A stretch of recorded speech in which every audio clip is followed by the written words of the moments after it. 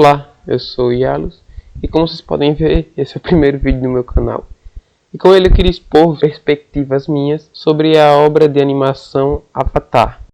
Não é só a lenda de Aang ou a lenda de Korra, como dá pra ver no título, mas sim diferenças que eu consegui notar analisando as duas obras. Claro que são obras de favoritismo meu, que eu adoro muito, e também que fizeram parte um pouco da minha vida, com o jeito que eu sou hoje. Aprendi muito com o desenho. Posso dizer que eu já assisti umas 3 vezes o desenho, e cada vez que eu assisti eu aprendi uma coisa nova e uma coisa diferente de cada vez que eu assisti. Então, se você assistiu uma vez, eu recomendo que você assista de novo, porque tem muitas ideias que vale a pena você assistir. Também queria deixar claro nesse primeiro vídeo que eu não vou ter o canal totalmente focado em Avatar, e sim obras que eu gosto, jogos, filmes, séries, qualquer tipo de coisa que eu goste e tenho um apego nele. Eu vou apresentar no canal e fazer um vídeo sobre. Bom, deixando claro aqui que eu não estou comparando as obras, não estou dizendo que a Aang é melhor por causa disso, Korra é melhor por causa disso, não vou fazer isso. Só vou dizer coisas que eu vi em cada um dos desenhos que fizeram ele ser moldado, torná-lo ele melhor.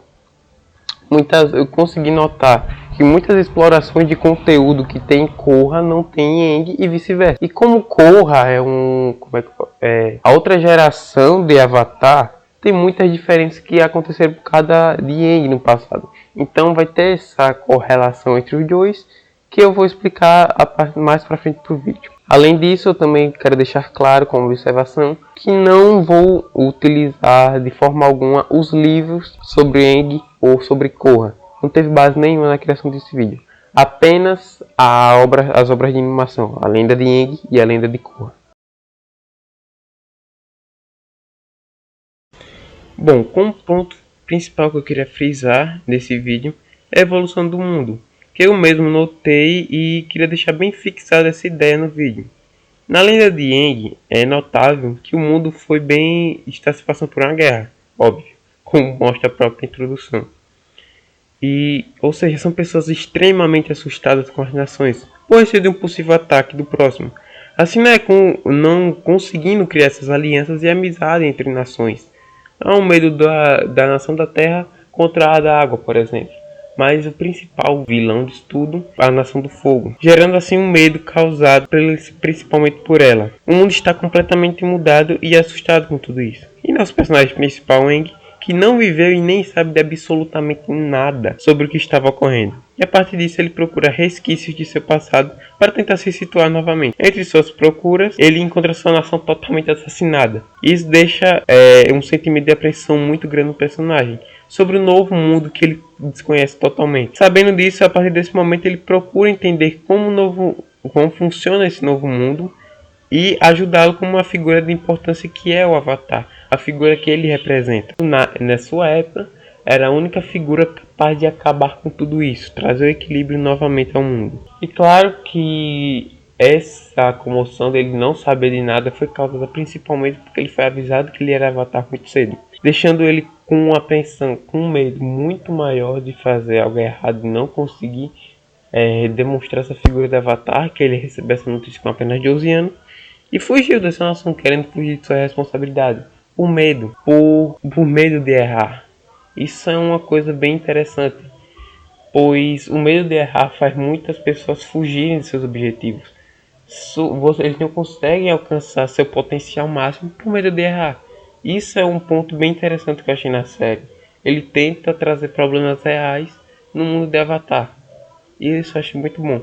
Então nessa escapada ele vai com seu bisão voador Appa e fica preso em um iceberg, passando 100 anos e deixando o mundo bem pior do que provavelmente seria se ele estivesse vivo naquela época e pudesse impedir um pouco essa guerra. Já em A Lenda de Korra, o mundo está completamente mudado, principalmente por conta das ações de Aang no passado. Como um grande exemplo disso, temos a Cidade República, que se tornou um grande epicentro mundial para trocas comerciais. Claro que teve tribos que continuaram em seus locais de origem, como Ba Sing Se, ou as tribos de Água do Sul e do Norte, onde nasce nossa personagem principal. Nela, essa personagem parece nunca ter dificuldade ou realmente um peso em ser o Avatar, já que aprendeu 3 elementos básicos como a terra, o fogo e a água muito facilmente e extremamente nova. Então, com uma certa idade, ela decidiu viajar para a Cidade República e aprendeu o elemento que ainda faltava, o ar. Enfrentando diversas dificuldades em aprender, principalmente com seu mestre, o Tenzin. Na Cidade República temos a dominação profissional, que é um dos grandes ódios de Tenzin, mas uma das grandes paixões de Korra no desenho. E também um dos motivos dessa desavença entre os dois personagens. Mas mesmo assim, Korra, nas escondidas, consegue ir para a arena de dominação profissional e ver de perto uma luta. Mas lá ela conhece dois personagens muito importantes para a progressão da série e grandes amigos de Korra durante o resto do desenho, que é Bolin e seu irmão. Assim, antes de começar uma partida, um dos integrantes era ajudante de Bolin e seu irmão desiste da luta e não participa. E Korra viu uma oportunidade de entrar na dominação profissional e pediu para eles para participar. Eles aceitaram e foi assim que aconteceu. E durante essa luta achei alguma coisa bem interessante sobre a figura do Avatar. No passado, a figura do Avatar era a única capaz de trazer o equilíbrio no mundo. Nessa sociedade também mas tinha um peso menor. E também era conhecido por ter um poder surreal, descomunal, que ninguém sabia o real poder do Avatar. Mas parece que na sociedade não tinha muito isso, já que Korra, mesmo durante a luta, sem querer utilizando de outros elementos, conseguiu participar como se fosse uma dominadora comum disso tudo. Então, como se a figura de Avatar tivesse seu poderio inferiorizado, pelo menos durante o livro 1. E assim conseguiram se tornar, já que o mundo estava em equilíbrio e não era tão importante, pelo menos naquela hora. Então, é também fácil notar que essa nova sociedade foi totalmente fundada graças às ações de Aang e seus amigos no passado, como por exemplo a subdobra de metal, criada por Toph, que simplesmente se tornou uma das maiores forças de um reino da Terra e da Cidade República, na ajuda principalmente da segurança de todo o local, além do banimento da dominação de sangue. É bem notável as características de ambos os personagens, tanto Aang quanto Korra em suas respectivas animações. Aang, desde o início, sempre foi uma criança. Bem, ele tem 112 anos, mas o tempo que ele viveu mesmo foi de 12 anos. O resto dos 100 anos ele passou congelado, então vamos dizer que não conta. E sempre foi uma criança mais bobona e brincalhona, e até mesmo bem influenciável. Como uma criança comum mesmo, principalmente por seus amigos próximos. Ele começou a amadurecer mais durante os episódios, a partir dos seus amigos que lhe ensinaram bastante e de pessoas que estavam no mundo afora, ou acontecimentos da série mesmo. Já Korra é aquela personagem bem mais temperamental, bem potente e raivosa. Isso define muito ela durante a lenda de Korra, que foi aprendendo a controlar seus nervos e suas emoções durante todos os acontecimentos da saga. Essas características de Aang sempre foi o que deram a identidade do personagem principal, a partir das escolhas cruciais que ele fez durante o desenho, como por exemplo, a parte dele ser criado por monge do ar. Sempre teve essa base nas suas ideias, tanto que por conta disso é o primeiro avatar a conseguir dominar a energia, o único avatar que conseguiu retirar a dominação e tem poder de retirar a dominação de qualquer dominador, seja lá de qual seja a sua dominação. E também o único a não matar o desequilibrador do mundo. Korra já tem uma personagem totalmente diferente da de Aang, e pode-se dizer por conta dela mesma. Sofreu muito mais para aprender sua importância no mundo, mesmo que durante o livro, como eu expliquei na evolução do mundo, não tem esse peso tão grande do Avatar, mas teve aumentos respectivos durante o resto do desenho.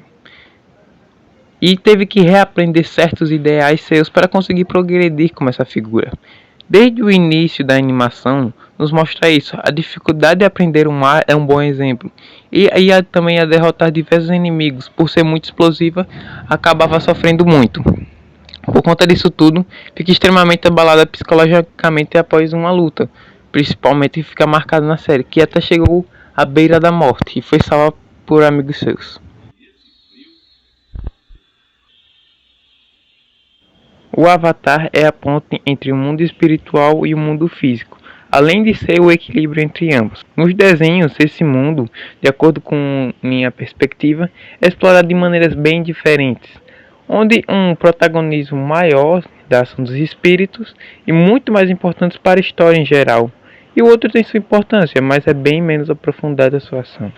Como sempre, começando por aí, a exploração sobre o mundo espiritual e as ações dele no desenho é bem pouco aprofundada, só em alguns pontos, como havia sido dado destaque. Ao todo, eu só percebi em 4 episódios que são essencialmente focados nessa ação espiritual. Sobre o solstício de inverno em que ele conversa com Roku, a primeira vez. A segunda é quando o espírito da lua morre, ele tem que salvar a tribo da Água do Norte. E o pântano, que não tem uma ação tão grande em mostrar diretamente o mundo espiritual, mas de acordo com o próprio desenho, o pântano tem muita ação espiritual por todo o mundo. E também temos o episódio da Dama Pintada, que não é também focado diretamente no mundo dos espíritos, mas é como a Dama Pintada como se fosse um personagem de folclore, por exemplo.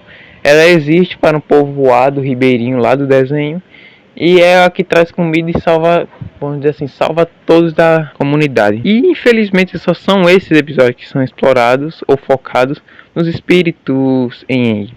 Tem outros episódios que temos uma pequena e minúscula ação dos espíritos, mas não tão importante quanto esse. Agora, partindo para a lenda de Korra, a ação dos espíritos é muito mais aprofundada e explorada. Nela, os espíritos influenciam na vida dos indivíduos da própria sociedade e do mundo físico, como o próprio livro 2 da animação mostra. Também temos a luta de Korra para protegê-los, tanto do mundo físico quanto do espiritual. E depois desse livro 2, vimos que os espíritos, após ter seu mundo totalmente devastado por Unalaq, e o espírito do Malvato fez que a sociedade tivesse que se moldar novamente em seus hábitos, porque a cidade havia sido totalmente dominada por espíritos. E a cidade república ficou totalmente diferente do jeito que eles viviam antes. Ou seja, uma exploração muito maior desses espíritos. E como esses espíritos influenciavam na vida das pessoas antes mesmo. Mas não havia sido mostrado no desenho, nem a lenda de Aang. Também mostraram um novo tipo de energia criada a partir desses espíritos, que são os tipos de maquinários que evoluíam com a sociedade. Assim ajudou a criar novas tecnologias no mundo, deixando o peso da importância do Avatar Korra fosse crescendo cada vez mais com a ajuda deles, além de servir muito mais para transformar a pessoa que Korra se tornou com a ajuda da influência desses espíritos, coisa que não teve muito interesse na exploração da lenda de Aang. E Korra, para mim, teve um complemento muito maior sobre o mundo espiritual, para que nós conhecêssemos mais sobre esse mundo e achar bem mais importante. Ok, foi uma boa reflexão. E chegando ao final do vídeo, eu queria deixar claro novamente que é uma das minhas obras favoritas de todos os tempos. E eu queria fazer essa pequena idealização minha e ajudá-los na compreensão deste mundo da Avatar e até mesmo do nosso mundo, pelo menos para mim, né? E para mim não é um tema muito falado aqui no YouTube. E também eu queria que, caso você não tenha assistido ou você já assistiu apenas uma vez, eu digo vale a pena assistir de novo. Eu pelo menos já tenho assistido umas 3 ou 4 vezes ambos os desenhos e cada vez que assisti eu tive uma compreensão diferente de mundo. Ou seja, eu acho importante você assistir. São reflexões bem boas para fazer. Então, obrigado por assistir esse vídeo e ter me escutado até aqui. Compartilha aí com um conhecido seu que gosta de Avatar. E tchau.